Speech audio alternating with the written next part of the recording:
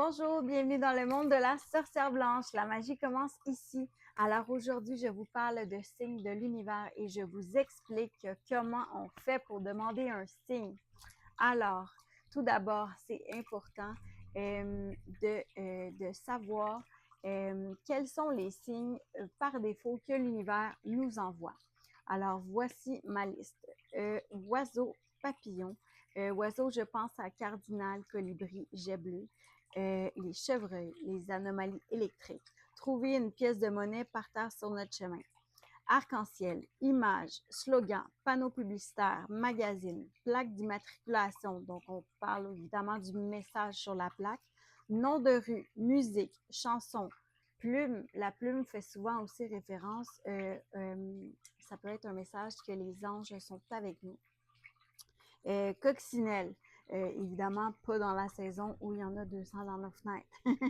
Les séquences numériques, je pense à 11h11, 22h22, vous voyez où je veux en venir. Ça, c'est évidemment des messages de l'univers, mais je vous ferai une autre vidéo là-dessus.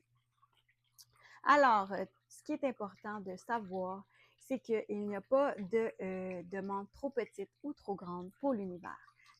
Tout d'abord, c'est important d'être précis dans nos demandes. Alors, moi, je demande toujours un délai pour recevoir le signe, c'est-à-dire 1 jour, 2 jours, 3 jours. Pourquoi? Pour ne pas être dans l'attente pendant 2 semaines. Alors, le délai est très important. Deuxièmement aussi, je demande quelque chose de précis. C'est-à-dire que je ne vais pas juste demander un signe comme ça. Enfin, vous pouvez, je l'ai déjà fait, ça peut fonctionner quand même. Mais si vous êtes sceptique, moi, je vous encourage à demander un signe précis. Comme par exemple, si vous demandez un signe à votre défunt, choisissez quelque chose qui le représente précisément.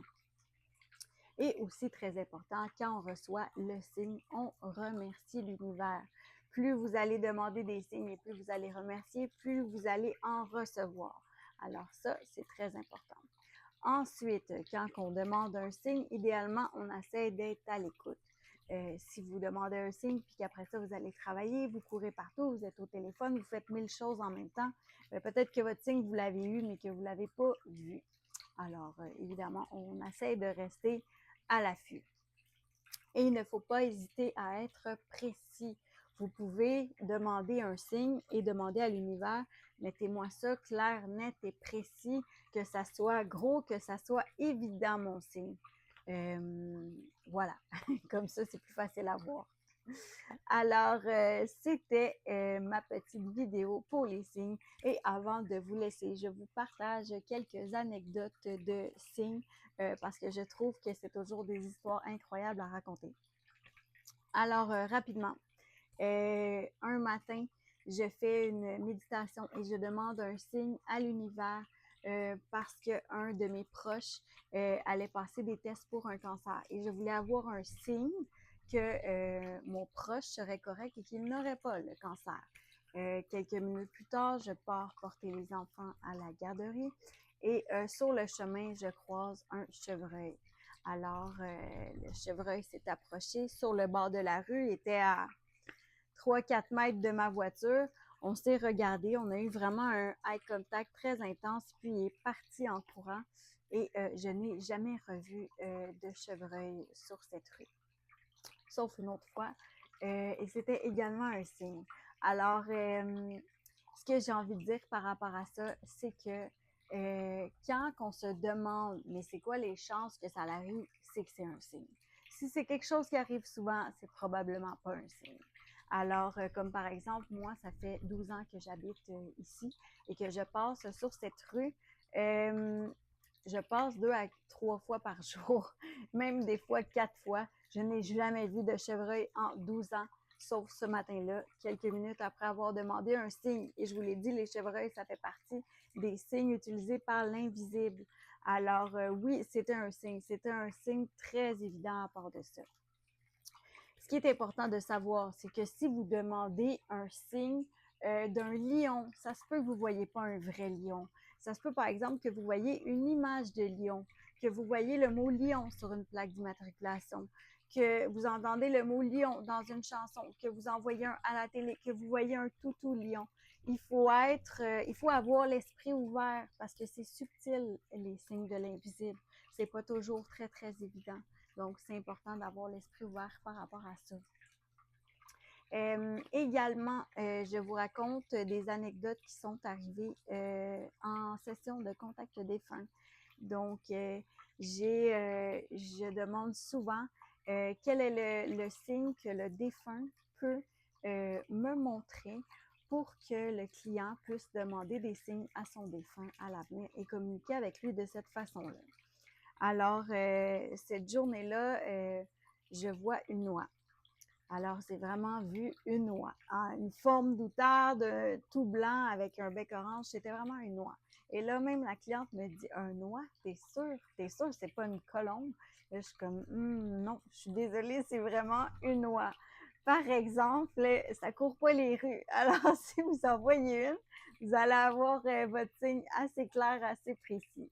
Évidemment, je l'ai averti de ne pas chercher des vrais oies parce que, bon, c'est ça, ça court pas les rues. Mais d'être attentive aux images, par exemple. Des fois, ça se peut qu'on voit une oie sur une boîte aux lettres ou des choses comme ça. Bien, imaginez-vous donc que le lendemain, la cliente m'écrit et quelques minutes en partant de chez moi, elle a roulé quelques minutes et elle a croisé 4 oies, des vrais oies. Alors, c'est fou, hein? Oui, ça l'arrive, les amis, c'est vrai et ça se produit. J'ai également une cliente qui communiquait avec sa fille. On a demandé un signe et la défunte fille m'a montré une image d'étoile. Alors vraiment une étoile comme on en dessine. Ce que j'ai dessiné à la cliente. La cliente m'a montré son épaule. Elle avait un tatou d'étoile exactement comme j'avais dessiné. Et elle m'a dit aussi que sa fille avait le même dans le cou.